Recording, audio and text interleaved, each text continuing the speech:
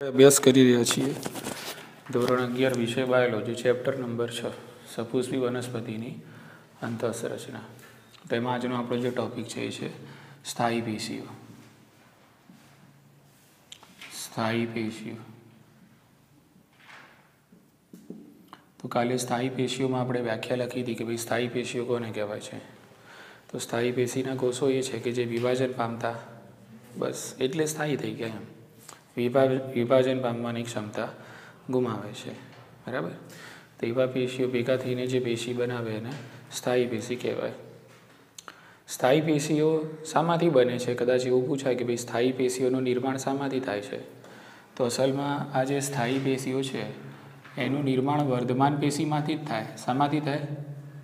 વર્ધમાન પેશીઓમાંથી જ થાય છે. સમજાવું કઈ રીતે? આપણે શું કહેવા માંગીએ છીએ સમજી લઈએ પહેલાં. સમજી લો કે મારી જોડે આ વર્ધમાન પેશીના કોષો છે. આ બધા વર્ધમાન પેશીના કોષો છે.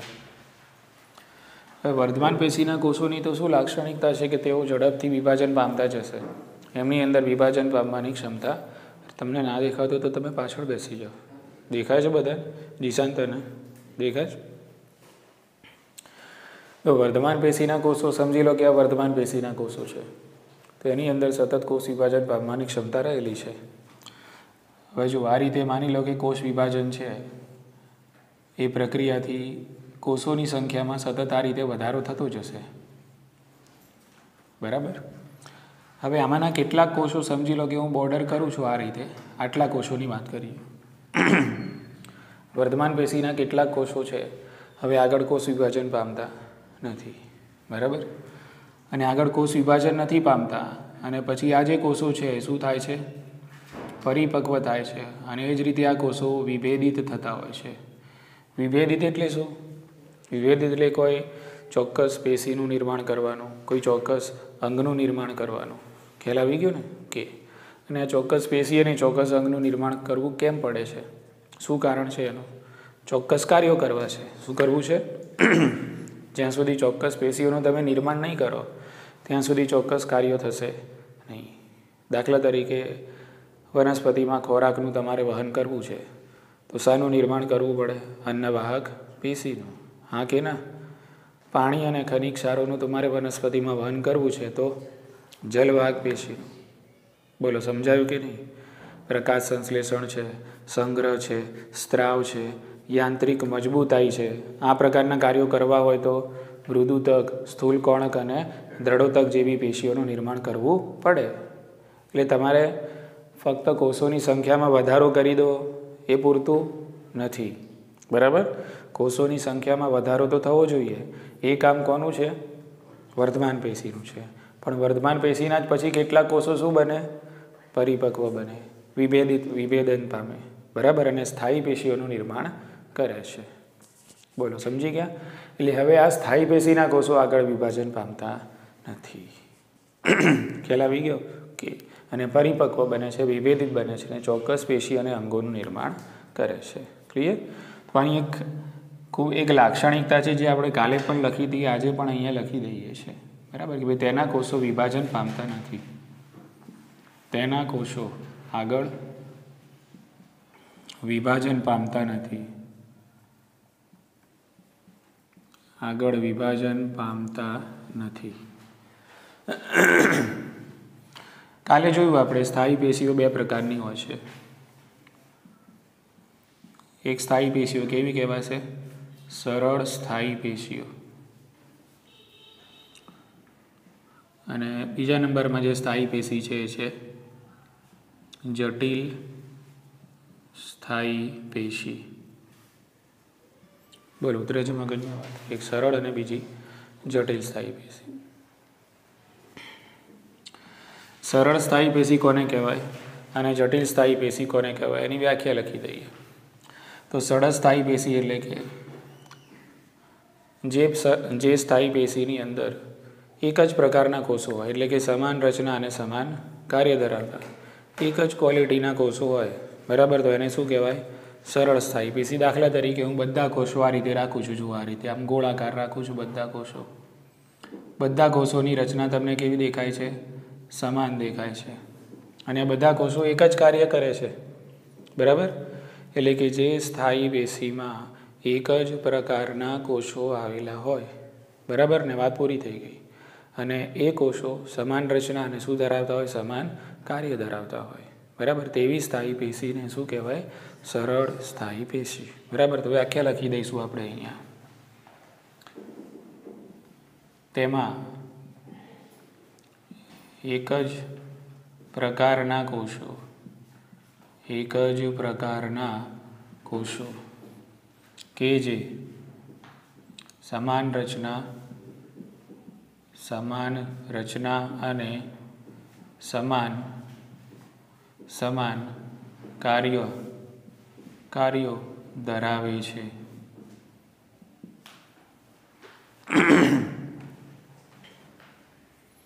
તેને સરળ સ્થાયી પેશી કહે છે. તેને સરળ સ્થાયી પેશી કહે છે. ચલો એના પછી વાત કરીએ જટિલ સ્થાયી પેશી. તો આનાથી બિલકુલ ઊંધું છે.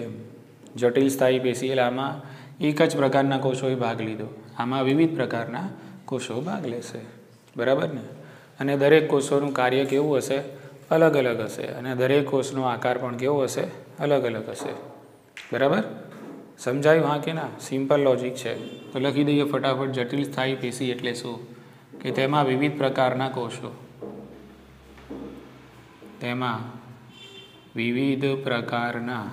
કોષો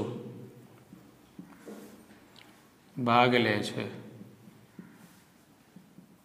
જે રચના અને કાર્યની દ્રષ્ટિએ વિવિધતા દર્શાવે છે, તેમ છતાં એક એકમ તરીકે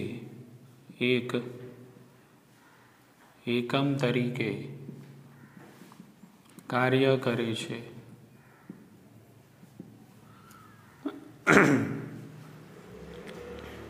બોલો, ખ્યાલ આવી ગયો? આમાં એક જ પ્રકારના કોષો અને આમાં વિવિધ પ્રકારના કોષો. એટલે રીતે આપણે બે પેશીઓને વ્યાખ્યાયિત કરી, સરળ સ્થાયી પેશી અને જટિલ સ્થાયી પેશી. સમજી ગયા? આજે આપણે ફક્ત આટલું જોવાનું છે, સરળ સ્થાયી પેશી. તો આ સરળ સ્થાયી પેશી છે, બરાબર? તેના ત્રણ પ્રકારો છે.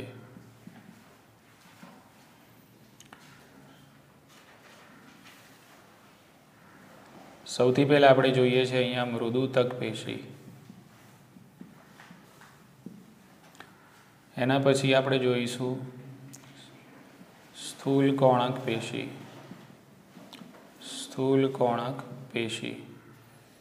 એના પછી આપણે જોઈશું દ્રઢોતક પેશી.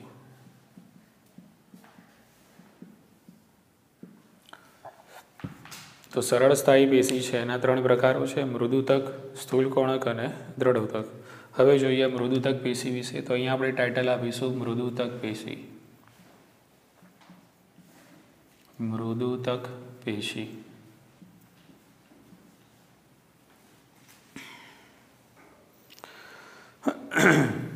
જોઈએ હવે મૃદુતક પેશી વિશે.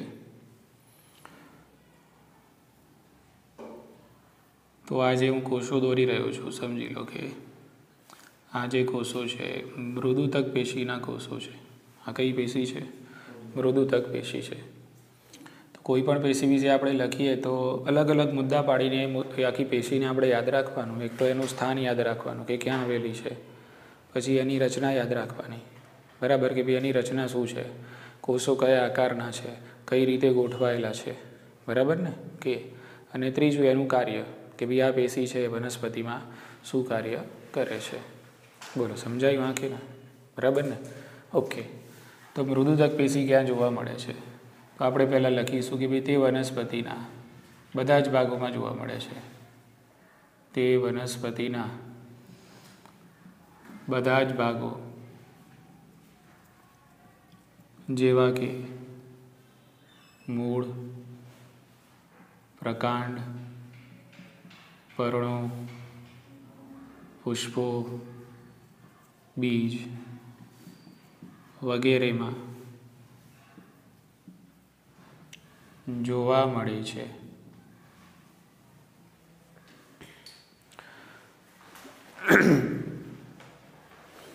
બીજું કે મૃદુતક પેશી જે છે એ વનસ્પતિના જે અલગ અલગ અંગો લખ્યા ને આપણે જોવા, મૂળ, પ્રકાંડ, પર્ણ, પુષ્પ, બીજા બધા વનસ્પતિના શું છે?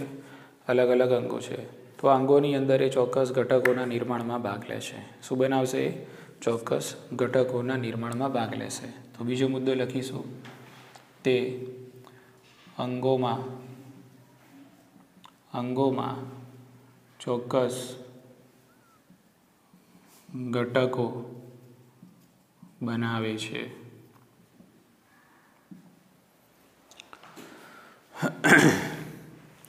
હવે આપણે જોઈશું કે ભાઈ આ પેશી જે છે એના કોષો સામાન્ય રીતે આપણને કેવા જોવા મળે છે, બરાબર? આ કોષો જે છે એનો આકાર કેવો છે, એટલે આ પેશીની રચના અને કોષોની ગોઠવણી કયા પ્રકારની છે આપણે હવે એની વાત કરીશું. તો જેવું દેખાય છે એવું સામાન્ય રીતે આપણે લખવાનું છે. સિમ્પલ મુદ્દાઓ છે, બરાબર? ઓકે, તમે જોશો તો કોષો અહીંયા ખાસ આ જે શબ્દ હું લખું છું ને હવે એ બહુ જ ઇમ્પોર્ટન્ટ છે આ પેશીની ઓળખ માટે, બરાબર ને? એટલે આ પેશીના કોષો છે સામાન્ય રીતે હોય છે સમવ્યાસી. કેવા હોય છે? સમવ્યાસી. કોષો સમવ્યાસી છે, બરાબર? બીજું તમને દેખાય છે એ પ્રમાણે તમે લખી શકો છો, કોષો અંડાકાર પણ હોય છે, કોષો ગોળાકાર પણ હોય છે, કોષો વર્તુળાકાર પણ હોઈ શકે છે, વર્તુળાકાર. કોષો બહુકોણીય પણ હોઈ શકે છે.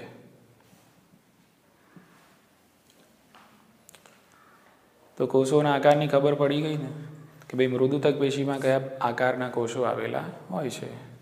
ઇઝી છે, એકદમ સરળ છે, સમવ્યાસી છે. પહેલું મેન ખાસ બહુ જ આઈએમપી એમ બી કઈ પેશીના કોષો સમવ્યાસી છે? તો હા, મૃદુતક પેશીના કોષો કેવા છે? સમવ્યાસી છે. ખાસ યાદ રાખજો, બરાબર? બીજું બધું તો ઠીક છે, એના આકાર અંડાકાર, ગોળાકાર, વર્તુળાકાર અને બહુકોણીય આકારના પણ મૃદુતક પેશીમાં આપણને કોષો જોવા મળે છે. ચલો, હવે કોષો કેવા છે તો ખબર પડી ગઈ, બરાબર ને? કે હવે અહીંયા તમે જો બધામાં કોષ કેન્દ્ર તો હશે જ ભાઈ, બધામાં શું હશે? કોષ કેન્દ્ર તો હશે જ. આપ દોર્યું નથી પણ આપણે સમજવાનું, બધામાં કોષ કેન્દ્ર છે. જુઓ, કોષો એકદમ છૂટા છૂટા ગોઠવાયેલા છે, દેખાતા નથી આમ તો. એકદમ છૂટા છૂટા છે? ના, છૂટા છૂટા છે નહીં. એટલે કોષો સામાન્ય રીતે કેવું હોય? ગાઢ રીતે જોડાયેલા હોય. કઈ રીતે? હા, કોષો સામાન્ય રીતે ગાઢ રીતે જોડાયેલા હોય અને ખૂબ જ ઓછો આંતરકોષીય અવકાશ જોવા મળે. જો આટલો આ કોષો વચ્ચે આટલો જ અવકાશ છે, આ કોષો વચ્ચે આટલો જ અવકાશ છે, આ કોષો વચ્ચે આટલો જ અવકાશ છે. તો એ અવકાશ છે એને શું કહેવાય? આંતરકોષીય અવકાશ. એટલે કોષો કઈ રીતે ગોઠવાયેલા છે એ આપણે લખવું છે આકૃતિ ઉપરથી. તો શું લખી શકીએ? કોષો છે એ ખૂબ જ સામાન્ય રીતે જટિલ રીતે એકબીજા સાથે ગોઠવાયેલા હોય છે અને ખૂબ જ ઓછો આંતરકોષીય અવકાશ જોવા મળે છે. લખાય ને? જે રીતે દેખાય છે રીતે લખવાનું છે. લખી લઈએ હવે એમાં. કોષો મોટે ભાગે ગાઢ રીતે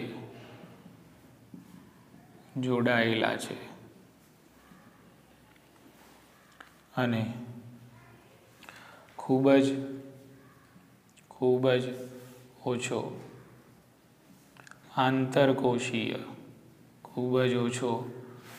આંતરકોષીય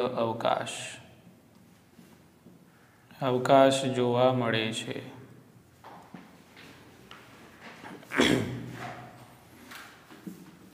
ચલો, હવે આ જે કોષો છે એની કોષ દિવાલની વાત કરી લઈએ કે ભાઈ આમની કોષ દિવાલ કેવી છે.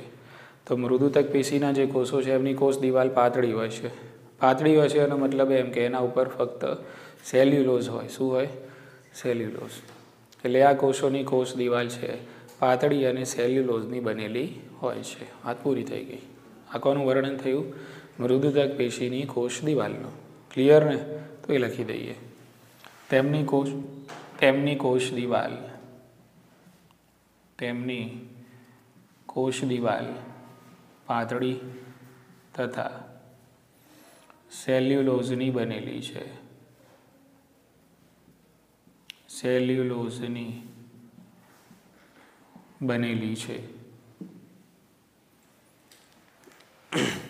ખ્યાલ આવી ગયો? કે છેલ્લે એનું કાર્ય લખી દઈશું કે ભાઈ આ મૃદુતક પેશીના કોષો છે એ શું કાર્ય કરે છે. મૃદુતક પેશીના કોષો પ્રકાશ સંશ્લેષણનું કાર્ય કરે, ખોરાકનો સંગ્રહ કરવાનું કાર્ય કરે, વિવિધ પદાર્થોના શોષણ કરવાનું કાર્ય કરે છે. તો આ 3 મેઇન કાર્યો ખાસ યાદ રાખવાના. કઈ પેશીના? મૃદુતક પેશીના. બરાબર કે તો મૃદુતક પેશી છે કયા કાર્યો કરે છે? તો નંબર 1 પ્રકાશ સંશ્લેષણ. પ્રકાશ સંશ્લેષણ. બીજા નંબરમાં સંગ્રહ અને ત્રીજા નંબરમાં શોષણ. તો આના કાર્ય ઉપરથી પણ આ પેશી પૂછાઈ જાય છે આખી એમ. આના કાર્ય ઉપરથી આ પેશી પૂછાઈ જાય છે. બી પ્રકાશ સંશ્લેષણ, સંગ્રહ અને શોષણ જેવા કાર્યો કરતી પેશીની ટૂંક નોંધ લખો. તો શું લખશું આપણે? મૃદુતક પેશી. બરાબર. ચલો સૌથી અગત્યનું સમજી લો કે ભાઈ તમને કોઈ એમ પૂછી લે કે ભાઈ આ પેશીના કોષો કેવા છે, જીવંત છે કે મૃત છે? તો આ પેશીના કોષો જીવંત છે. કેવા છે? જીવંત છે. તો પહેલું જ અહીંયા ટાઇટલમાં જ નાખીએ છીએ આપણે.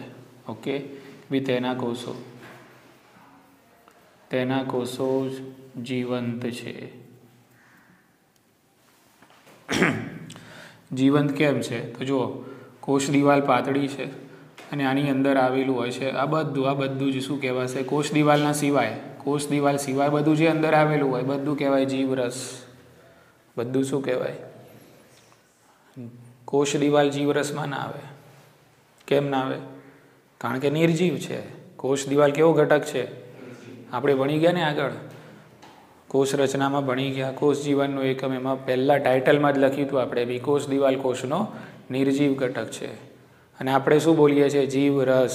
જીવરસ. બરાબર. એટલે જીવરસ એટલે કોષ દિવાલ સિવાયનું જે બધું હોય ને બધું જીવરસ કહેવાય. કોષરસ તરબી આવી ગયું, એમાં કોષરસ પણ આવી ગયું. જીવરસ અને કોષરસ બંને અલગ અલગ વસ્તુઓ છે. બધા ધ્યાન રાખજો. કોષરસ અલગ અને જીવરસ અલગ. જીવરસ એટલે શું કહેવાય? કોષરસ સ્તર, કોષ કેન્દ્ર, બીજી બધી અંગિકાઓ અને કોષરસ આ બધું જીવરસ કહેવાય. આ બધું શું કહેવાય? જીવરસ. બરાબર. અને કોષરસ તો ખાલી અંગિકાઓ સિવાય જે પ્રવાહી હોય છે કોષમાં એને શું કહેવાય? કોષરસ. એટલે કોષરસ અલગ અને જીવરસ અલગ. બોલો સમજાયું? હા કે ના? ખ્યાલ આવી ગયો કે? બસ પૂરું થઈ ગયું. આટલું યાદ રાખવાનું કોના વિશે? મૃદુતક પેશી વિશે. મૃદુતક પેશી કેવી છે? તો તેના કોષો કેવા છે? એટલે ટૂંકમાં જીવંત પેશી છે. કઈ પેશી છે? જીવંત છે. એના કોષો જીવંત છે કારણ કે એના કોષો જીવરસથી ભરેલા છે. વનસ્પતિના બધા જ ભાગોમાં જોવા મળે છે. બધા ભાગો જેટલા ભાગ તમને નામ યાદ હોય બધા લખી દેવાના. બરાબર કે? અને તે બધા અંગોની અંદર શું બનાવે છે? ચોક્કસ ઘટકોનું નિર્માણ કરે છે. કોષો કેવા? એના સમવ્યાસી છે. આ એની આઈડેન્ટિટી છે. આ એની આઈડેન્ટિટી. કારણ કે આ શબ્દ બીજા કોઈ પણ પેશીમાં વપરાતો નથી. કોષો કેવા છે? સમવ્યાસી છે. અંડાકાર, ગોળાકાર, વર્તુળાકાર અને બહુકોણીય પણ. કેવી રીતે ગોઠવાયેલા છે? તો એકબીજા સાથે ગાઢ રીતે જોડાયેલા છે. એકદમ લૂઝ નથી કે ભાઈ એક અહીંયા હોય, એક અહીંયા, એક ત્યાં અને વચ્ચે મોટો અવકાશ હોય એવું દેખાય છે ના. એટલે કોષો સામાન્ય રીતે કેવા? ગાઢ રીતે જોડાયેલા છે. ઉતરે છે મગજમાં વાત? ખૂબ જ ઓછો આંતરકોષીય અવકાશ જોવા મળે છે. આંતરકોષીય અવકાશ. શું? અંતઃકોષીય નથી કહેતો. શું કહું છું હું? આંતરકોષીય અવકાશ જોવા મળે છે. કોષ દિવાલ કેવી? તો પાતળી અને સેલ્યુલોઝની બનેલી હોય છે. કાર્યો પ્રકાશ સંશ્લેષણ, સંગ્રહ અને શોષણ. ક્લિયર? ચાલો હવે બીજા નંબરની પેશીની આપણે વાત કરી લઈએ. સ્થૂલ કોણક પેશી. સ્થૂલ કોણક પેશી.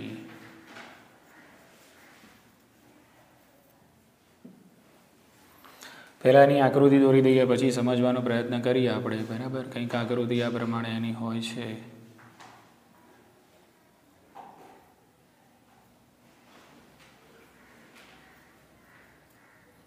તમે તમારી રીતે ખૂણા બનાવીને દોરી શકો છો. બરાબર. એમાં કોઈ છોછ નથી કે ભાઈ આવા જ ખૂણા બનીને આવું જ દોરવું જોઈએ. જરૂરી નથી.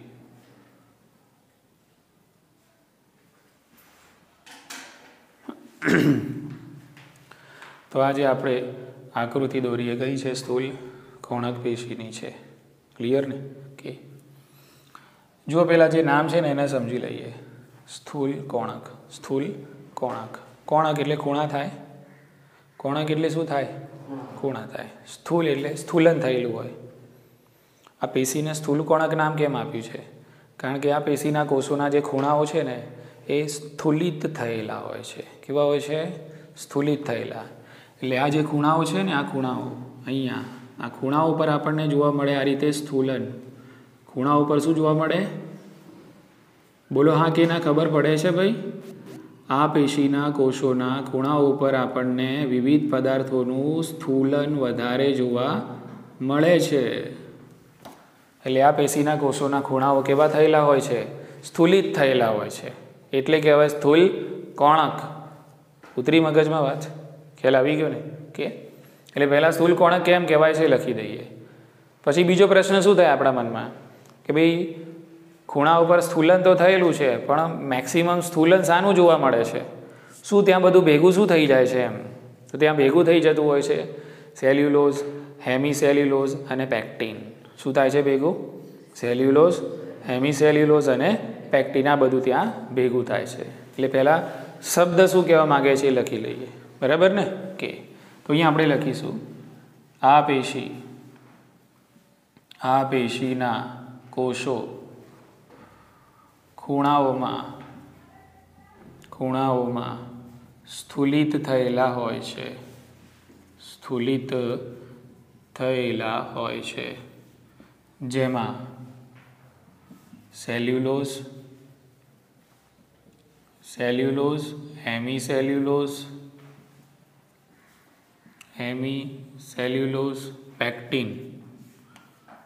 પેક્ટિનનું સ્થૂલન જોવા મળે છે.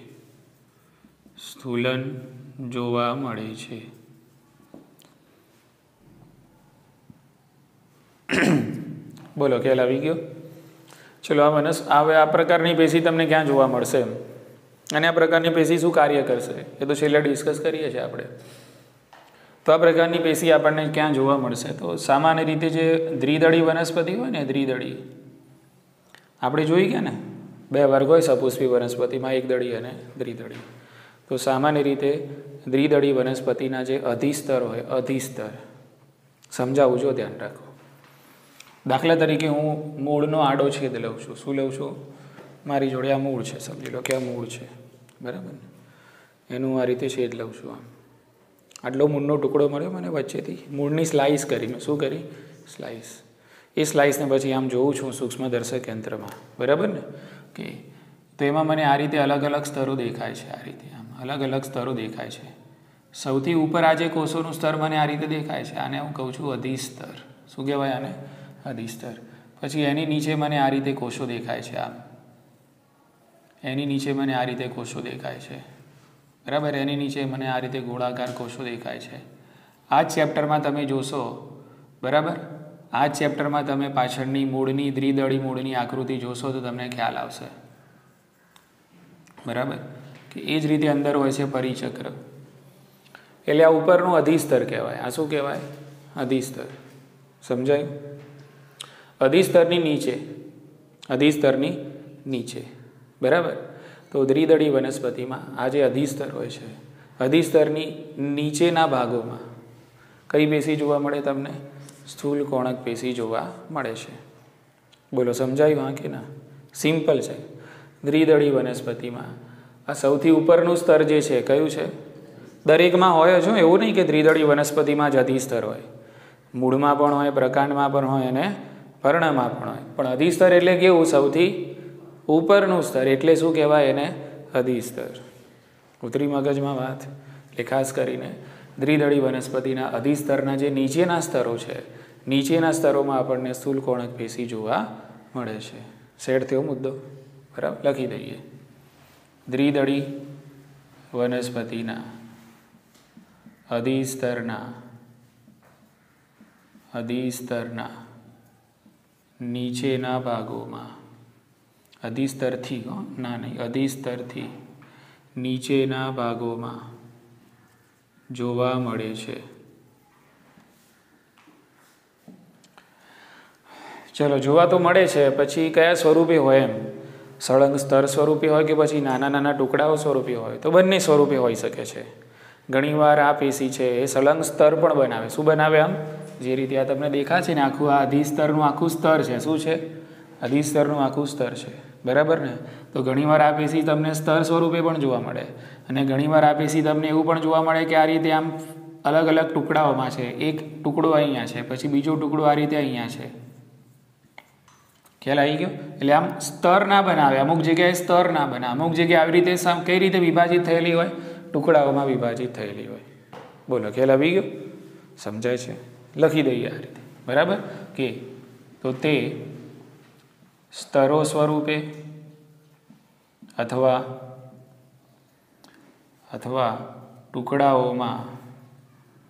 ટુકડાઓમાં વિભાજિત છે. બોલો, ખ્યાલ આવી ગયો? હવે આ કોષોની ગોઠવણી તમે જુઓ. કોષોની ગોઠવણી જે છે એમાં તમને ક્યાંય આંતરકોષીય અવકાશ જોવા મળે છે? ક્યાંય વચ્ચે જગ્યા દેખાય છે? બરાબર. તો શું લખી શકીએ? ભાઈ કોષો ગાઢ રીતે જોડાયેલા છે અને આંતરકોષીય અવકાશ જોવા મળતો નથી. બરાબર, લખી દઈએ. કોષો ગાઢ રીતે જોડાયેલા. કોષો ગાઢ રીતે જોડાયેલા છે. આંતરકોષીય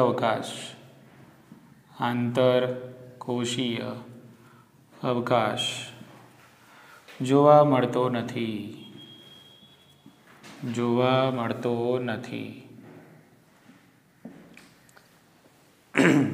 બોલો, સમજાયું? બરાબર.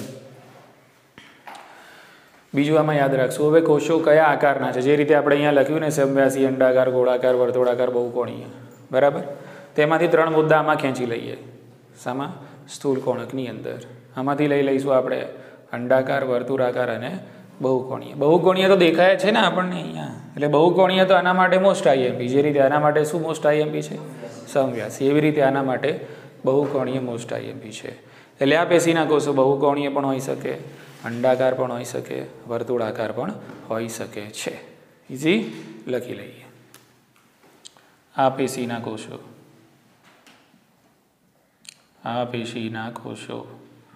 બહુકોણીય,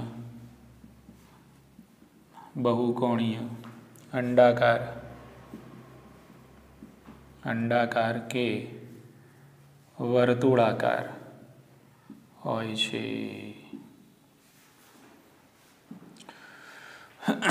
અને બીજો અગત્યનો મુદ્દો આની અંદર ખાસ યાદ રાખવાનો, આ પેશીના કોષોમાં છે ને ક્યારેક તમને જોવા મળે છે હરિત કણો. શું જોવા મળશે તમને? હરિત કણો. અને સાથે હરિત કણો ધરાવતા જે કોષો એમની સાથે ક્યારેક ખોરાક સંચય પણ જોવા મળે છે. શું જોવા મળે? ખોરાક સંચય. એટલે એની અંદર ખોરાકનો સંગ્રહ થયેલો પણ આપણને જોવા મળે છે. બરાબર ને? તો આપણે લખીશું આમાં કે ભાઈ ક્યારેક આ પેશીના કોષો હરિત કણો ધરાવે છે અને હરિત કણો ધરાવતા હોય ત્યારે ખોરાકનો સંગ્રહ કરે છે. સમજ્યા કે નહીં? ઓલવેઝ નહીં, નોટ ઓલવેઝ. બરાબર. ક્યારેક આ પેશીના કોષો હરિત કણો ધરાવે છે. બરાબર. અને હરિત કણોની સાથે એટલે કે જ્યારે હરિત કણો ધરાવે ત્યારે ખોરાકનો સંગ્રહ કરે છે. મુદ્દો ઉતર્યો મગજમાં? ઊંઘમાં તો નથી જતું ને? લખીએ. આ પેશીના કોષો ક્યારેક હરિત કણો ધરાવે છે અને ત્યારે ખોરાકનો સંગ્રહ કરે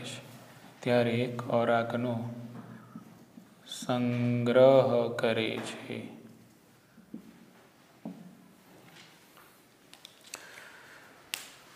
સ્થૂળ કોણક પેશી છે, એક બીજા ટાઇટલના અંડરમાં પણ પૂછાય છે. આ સ્થૂળ કોણક જે પેશી છે આમાં તમને અહીંયા બરાબર આ રીતે આ બધું આ રીતે આમ ફેલાયેલો. આમ તો આ જે છે હું જે દોરી રહ્યો છું એને રસધાની કહેવાય. શું કહેવાય આને? રસધાની. તમને આકૃતિમાં બતાવેલું છે અને નામકરણ પણ કરેલું છે. આ રસધાની છે. બરાબર. આ સૌથી બહારની બાજુ છે એ કોષ દિવાલ છે. એ શું છે? કોષ દિવાલ. અને એના સિવાયનું બધું જે કોષની અંદર હોય બધું જીવરસ કહેવાય. બધું શું કહેવાય? એમાં રસધાની બી આવી ગયું. એમાં શું આવી ગયું? રસધાની બી આવી ગઈ. બધું જ એમાં આવી ગયું. જીવરસ એટલે ખબર પડી ગઈ ને, કોષ દિવાલના અંદર તમે એન્ટ્રી લો કોષમાં એટલે બધું જીવરસ.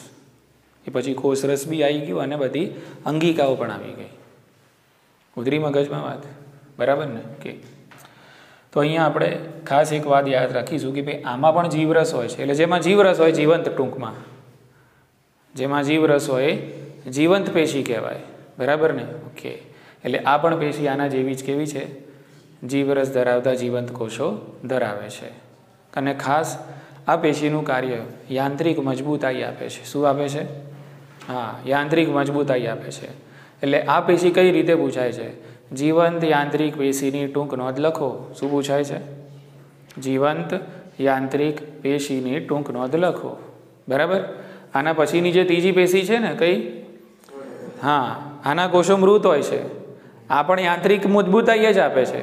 આ પણ યાંત્રિક મજબૂતાઈ આપે છે. કઈ? સ્થૂલકોણક. અને આ પણ શું આપે છે? યાંત્રિક મજબૂતાઈ. પણ ફરક એટલો, આ જીવંત યાંત્રિક પેશી છે, આ મૃત યાંત્રિક પેશી છે. ઉતરી મગજમાં વાત? ખ્યાલ આવી ગયો ને? લખીએ આના વિશે. તેના કોષો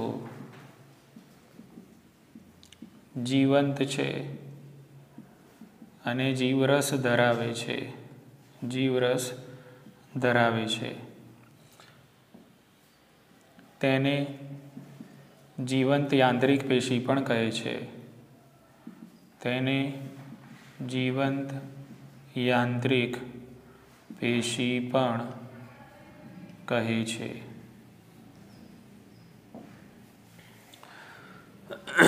એનું કાર્ય લખી દઈએ. તે યાંત્રિક મજબૂતાઈ આપે છે. તે યાંત્રિક મજબૂતાઈ આપે છે. હવે અહીંયા સમજવાનું છે કે કયા પ્રકારની યાંત્રિક મજબૂતાઈ આપે છે. એમ ખ્યાલ આવી ગયો? એ સમજવાનું છે. સમજો, એકદમ સરળ વસ્તુ છે. સમજી લો કે કોઈ નવી નવી વનસ્પતિ છે, આ એકદમ પ્રકાંડ નવું નવું આમ પેદા થયું છે. તો નવું નવું પેદા થયું હોય એટલે કેવું હોય? આમ નરમ હોય ને, લીલું હોય, નરમ પોચું હોય, કે એકદમ કાસ્ટમાં જાડું હોય, નરમ પોચું હોય, આમ કુમળું હોય. કેવું હોય? કુમળું હોય. તો દાખલા તરીકે પવન આવે છે આ રીતે, તો કુમળું પ્રકાંડ હોય તો આમ હાલક ડોલક ના થાય? બરાબર ને? ઓકે. તો શક્ય છે કે તૂટી બી જઈ શકે. શક્ય છે કે શું થાય? તૂટી જાય. પણ એ વખતે આ પેશી જે છે એને શું આપે? યાંત્રિક મજબૂતાઈ આપે. શું આપે એને? હા, ભલે પવનમાં આમ હલતું હોય ખરું, પણ એ તૂટે નહીં. ખ્યાલ આવી ગયો? એટલે નમ્યતા બક્ષે. એને શું બક્ષે? એકદમ કડક પણ ના હોય અને એકદમ પોચું પણ ના હોય. મજબૂતાઈ આપે પણ મધ્યસ્થી મજબૂતાઈ. કેવી? મધ્યસ્થી. બરાબર? ઓકે. એટલે આ સમજી લો કે છે કુમળા પ્રકાંડ. શું છે આ? કુમળા પ્રકાંડ. હવે સમજો દાખલા તરીકે આ પ્રકાંડ છે અને આ પર્ણ છે. હવે આ પર્ણદંડ છે. હવે તમે જોયું હશે પર્ણદંડ. બરાબર? તો પર્ણદંડ આમ કાઠું હોય, આમ એકદમ કે ફોરું હોય, આમ હો ને, નરમ જ હોય ને એ બી. એટલે બી હવા આવે એટલે આ પર્ણ કેવું થાય? હવામાં લહેરાય. બરાબર ને? પણ તૂટી જાય છે આમ તરત આમ કરી? ના, નથી તૂટતું. કારણ કે પર્ણદંડમાં કઈ પેશી આવેલી છે? હા, એટલે એ એને શું આપે છે? યાંત્રિક મજબૂતાઈ આપે છે. ઉતરી ગઈ મગજમાં વાત? એટલે હવે આનું કાર્ય ફિક્સ થયું. યાંત્રિક મજબૂતાઈ તો આપે છે. કયા ભાગોમાં? દાખલા તરીકે વનસ્પતિના કુમળા પ્રકાંડ. અને એ જ રીતે પર્ણદંડ જેવા ભાગો છે એને યાંત્રિક મજબૂતાઈ આપે છે અને નમ્યતા બક્ષે છે. જેથી કરીને આ પ્રકાંડ પણ તૂટી નથી જતું, કે આ પર્ણદંડ છે પર્ણ પણ તૂટીને પડતું નથી. ખબર પડી ગઈ ને? સોફ્ટ. એમ મજબૂતાઈ પણ કેવી? આમ સોફ્ટ, તૂટે નહીં એવી. ખ્યાલ આવી ગયો? એકદમ આમ કઠણ વસ્તુ ના થઈ જાય. અહીંયા એકદમ સખત કાસ્ટમય વસ્તુ થઈ જાય નહીં. સોફ્ટ લાગે પણ મજબૂતાઈ હોય એની અંદર. એમ રબર જેવું. કેવું છે? આમ રબર ટાઈપ. ખ્યાલ આવી ગયો ને? ઓકે. તો આટલું યાદ રાખશું આપણે કોના વિશે? સ્થૂલકોણક પેશી. ઉતરી મગજમાં વાત? ખ્યાલ આવી ગયો? તો સ્થૂલકોણક પેશી છે. તો આ પેશીના કોણો, પહેલાં નામ આપણે એનું નામ છે એને જસ્ટિફાઈ કરવાનું. કેમ સ્થૂલકોણક પેશી કહેવાય છે? કે ભાઈ આ પેશીના કોષો ખૂણાઓમાંથી સ્થૂલિત થયેલા હોય છે. શાનું સ્થૂલન હોય છે એ લખવાનું. પછી સેલ્યુલોઝ, હેમિસેલ્યુલોઝ અને પેક્ટિનનું ક્યાં જોવા મળે છે? તો દ્વિદળી વનસ્પતિના અધિસ્તરની નીચેના સ્તરોમાં જોવા મળે છે. કયા સ્વરૂપે? તો સ્તરોના સ્વરૂપે હોય અથવા તો નાના નાના ટુકડાઓના સ્વરૂપે પણ આપણને જોવા મળે છે. કોષો કઈ રીતે જોડાયેલા છે? તો ગાઢ રીતે જોડાયેલા છે. આંતરકોષીય અવકાશ જોવા મળતો નથી. કે આ પેશીના કોષો કેવા દેખાય છે? તો સામાન્ય રીતે બહુકોણીય છે, વર્તુળાકાર અને અંડાકાર આપણને જોવા મળે છે. પેશીના કોષો ક્યારેક ક્યારેક હરિતકણો પણ ધરાવે છે, અને જ્યારે હરિતકણો ધરાવે ત્યારે ખોરાકનો સંગ્રહ કરે છે. પેશીના કોષો કેવા છે? જીવંત છે, જીવરસ ધરાવે છે. જીવંત યાંત્રિક પેશી પણ આને કહેવામાં આવે છે. યાંત્રિક મજબૂતાઈ આપવાનું કાર્ય કરે છે. ક્યાં? કયા ભાગોમાં? તો કુમળા પ્રકાંડ અને પર્ણદંડ જેવા નરમ ભાગો છે તેને નમ્યતા બક્ષે છે અને યાંત્રિક મજબૂતાઈ આપવાનું કાર્ય કરે છે. તો આટલું યાદ રાખશું આપણે કોના વિશે? સ્થૂળકોણક પેશી વિશે. બરાબર. છેલ્લો ભાગ જોઈ લઈએ હવે, દ્રઢોતક પેશી.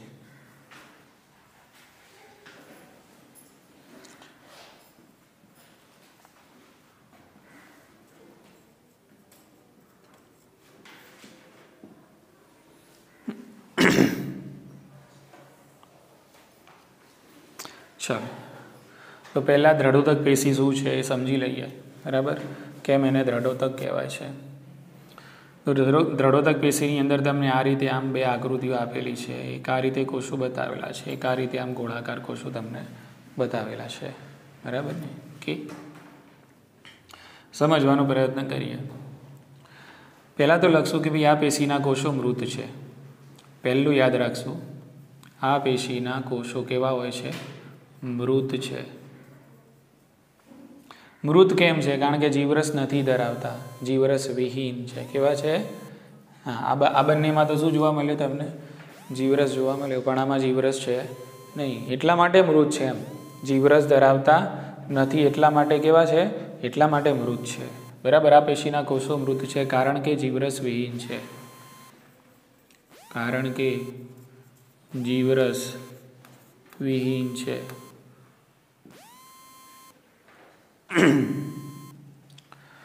ચલો, જીવરસ વિહીન કેમ છે એ હવે સાબિત કરી દઈએ. કારણ કે આમની જે કોષ દિવાલ હોય છે, આ કોષ દિવાલની આપણે વાત કરીએ. બરાબર. તો કોષ દિવાલ છે ને ખૂબ જ સ્થૂલિત થયેલી હોય છે. સ્થૂલિત થયેલી અને જાડી હોય છે. થિયરીમાં બુકની અંદર તમને પાતળી કોષ દિવાલ લખેલું છે. પાતળી ક્યાંય લખવાનું નહીં, આપણે શું લખવાનું છે? જાડી જ લખવાનું છે. બોલો, ખ્યાલ આવી ગયો? એટલે એમાં ભૂલથી એમાં લખાઈ ગયું છે કે ભાઈ કેવી કોષ દિવાલ છે? પાતળી છે. પણ અસલમાં સ્થૂલન થાય, સમજી લો કે સ્થૂલન બધા પદાર્થો દિવાલ પર જમા થાય તો તાર્કિક રીતે તો આપણે શું કહી શકીએ? કોષ દિવાલ પાતળી બને કે જાડી બને? જાડી બને ને. કોષ દિવાલ કેવી છે?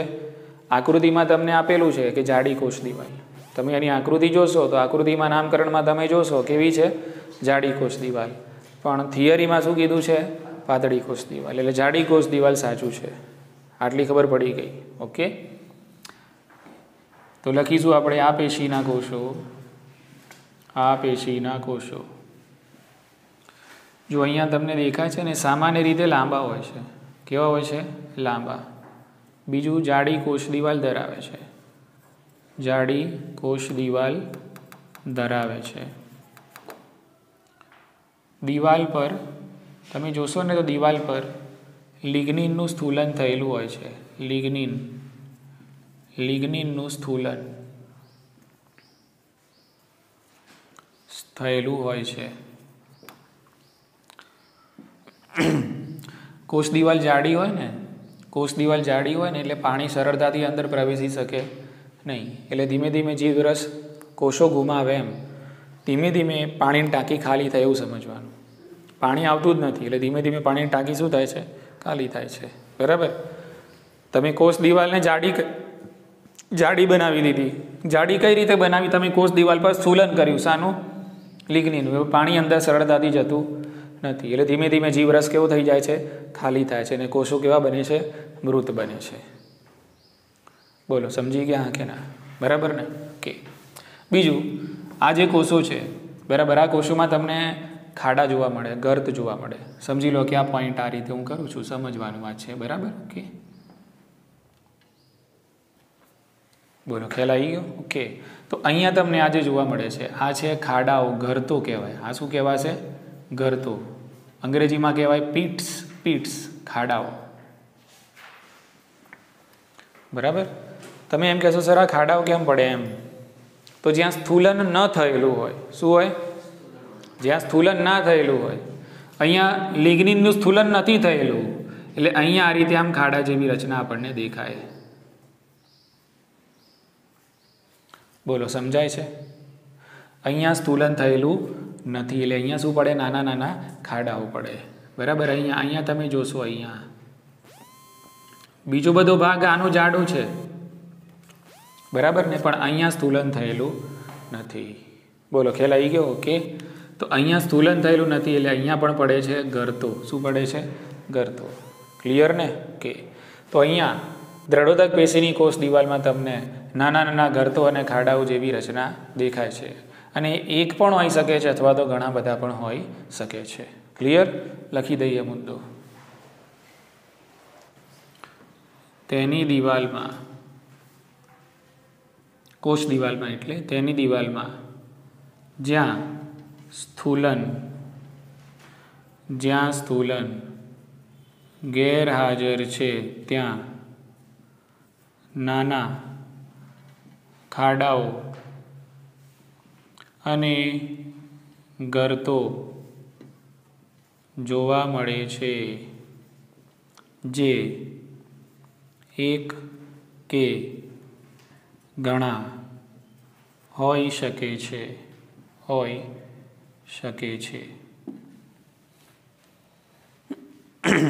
બોલો, ખ્યાલ આવી ગયો? ઓકે. હવે અહીંયા દ્રઢોદક પેશી છે, બરાબર, એના જે કોષો છે એ રચના છે, એની ઉત્પત્તિ છે અને એનો જે વિકાસ છે એના આધારે વિવિધતા દર્શાવે છે. એટલે દ્રઢોદક પેશી છે એના બે પ્રકાર કહો તો પણ ચાલે, અથવા તો બે પ્રકારના કોષો કહો તો પણ ચાલે. બરાબર ને? કે તો એક પ્રકારના જે કોષો છે એને તંતુઓ કહેવાય. શું કહેવાય? તંતુઓ. જો આ તમને તંતુ જેવું લાગે છે ને, ફાઈબર જેવું, આ તંતુ છે, અને આને કહેવાય છે કઠકો. શું કહેવાય આને? કઠકો. અષ્ઠિકોષો. શું કહેવાય આને? અષ્ઠિકોષો. ક્લિયર ને? એટલે દ્રઢોદક પેશીના કોષો એમની રચના છે, એમની ઉત્પત્તિ છે અને એમના વિકાસ છે. આ ત્રણના આધારે વિવિધતા દર્શાવે છે અને બે પ્રકારના જોવા મળે છે. એકને આપણે કહીએ છીએ શું? તંતુઓ. બરાબર ને? બીજાને આપણે અષ્ઠિકોષો તરીકે ઓળખીએ છીએ. ક્લિયર? મુદ્દો લખી દઈએ. તેના કોષો રચના, ઉત્પત્તિ તથા વિકાસના આધારે વિવિધતા દર્શાવે છે. તે બે પ્રકારના છે. કોષો બે પ્રકારના છે. એક આપણે લખીશું અહીંયા તંતુઓ, જેને કહેવાય ફાઈબર્સ. તો હવે તંતુઓ જેવા દેખાય છે એવું લખવાનું છે. તંતુઓ જેવા દેખાય છે એવું લખવાનું છે તમારે. બરાબર ને? તંતુઓ કેવા દેખાય છે? બોલો, આ કોષોનો આકાર કેવો દેખાય છે? તે લાંબા છે દેખાય છે, તે પાતળા છે દેખાય છે, તે અણીદાર છે દેખાય છે, બરાબર, તે જાડી કોષ દિવાલ ધરાવે છે. બસ જેવું દેખાય છે એવું લખવાનું છે. ક્લિયર ને? કે તો અહીંયા લખી દઈશું તે લાંબા, પાતળા, છેડેથી અણીદાર. છેડા એના કેવા છે? અણીદાર છે. એટલે અહીંયા લખીશું આપણે છેડેથી અણીદાર તથા જાડી, સ્થૂલિત અને ગરતો ધરાવતી કોષ દિવાલ ધરાવે છે. અને આ તંતુઓ આપણને જટિલ પેશીઓમાં જોવા મળે. દાખલા તરીકે અન્નવાહક પેશી અને જલવાહક પેશી. બરાબર ને? તો અહીંયા લખીશું તે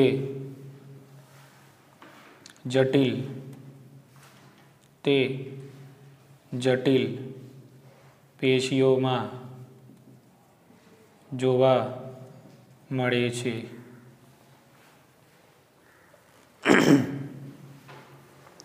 બોલો, સમજાયું? હા કે ના? બરાબર ને? જટિલ પેશીઓમાં જોવા મળે. ત્યાં જઈને શું કરે? તો યાંત્રિક મજબૂતાઈ આપે. એમનું કામ શું? યાંત્રિક મજબૂતાઈ આપવાનું. આનું પણ કામ યાંત્રિક મજબૂતાઈ આપવાનું છે, આનું પણ કામ યાંત્રિક મજબૂતાઈ આપવાનું છે. ફરક એટલો કે આ જીવંત યાંત્રિક પેશી છે અને આ મૃત યાંત્રિક પેશી છે. That's all. બોલો, ખ્યાલ આવી ગયો ને? ઓકે. ચલો, હવે આપણે અષ્ટિકોષો વિશે લખી દઈએ. અષ્ટિકોષો દ્રઢકો પણ એને કહેવાય છે. બરાબર. તો આપણને કેવા લાગે છે? તો તે સામાન્ય રીતે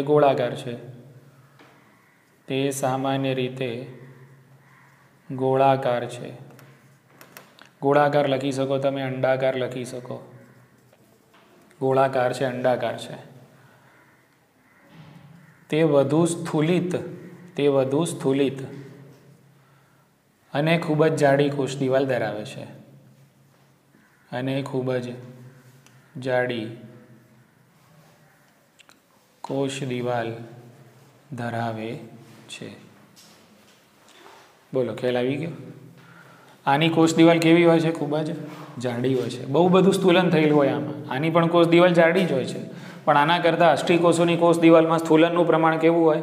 વધારે હોય. જે રીતે અહીંયા ગરતો જોવા મળે છે એવી જ રીતે અહીંયા પણ ગરતો તમને જોવા મળવાના છે. ક્લિયર ને? ઓકે. તંતુઓ પણ યાંત્રિક મજબૂતાઈ આપે, અષ્ટિકોષો પણ યાંત્રિક મજબૂતાઈ આપે. એ કોમન કાર્ય આપણે પછી છેલ્લે લખી દઈશું. હવે આના ઉદાહરણ છે, બહુ જ અગત્યના છે, યાદ રાખવાના કે ભાઈ ક્યાં જોવા મળે છે. તો એક સરસ મજાનું ઉદાહરણ આપેલું છે કાચલના ફલાવરણમાં. કાચલના ફલાવરણમાં. કાચલ એટલે શું કહેવાય? કવચયુક્ત ફળ, નટ્સ. બરાબર? દાખલા તરીકે અખરોટ છે. બરાબર? તો એ ટાઈપના જે કવચયુક્ત ફળો છે એને શું કહેવાય? કાચલ.